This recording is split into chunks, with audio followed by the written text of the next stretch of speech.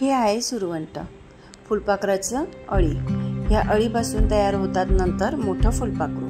पण याची सुरुवात अंड्यापासून होते आणि मग आपल्याला जेव्हा हे अळ्या होतात तेव्हाच दिसतात ते जेव्हा अंड्याचे रूपांतर असतं तेव्हा ते दिसण्यात येत नाही। मग ती अळी छोटी असते, मग ती मोठी मोठी होत जाते, पानं खात जाते, मग स्वतःला सुस्त करून त्याचे पोझिशन घेते आणि त्या पोझिशनमधून ते नंतर होतं असं कोश तयार।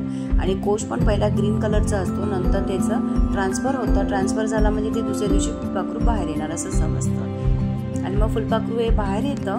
मी खूप वेळा ट्राय केला बाहेर येताना त्याचा व्हिडिओ बनवायला, पण माझ्याकडून अजूनही झाले नाही। मी अशी 4 फुलपाखरं माझ्या घरी तयार झालेली आहेत, पण मला एकदाही व्हिडिओ मिळालेला नाही। नेक्स्ट टाइम जर मिळाला तर मी तो नक्की शेअर करणार तुमच्याबरोबर।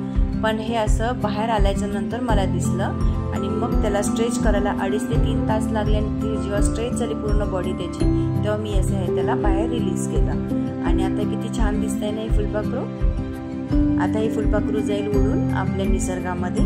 आणि आता माझ्याकडे काय राहिलं हे बघा, रिकामी पुप्पा आणि आता रिकामी डब्बा। नेक्स्ट मला सुरवंट भेटेपर्यंत मी आता वाट बघणार। तोपर्यंत चला बाय।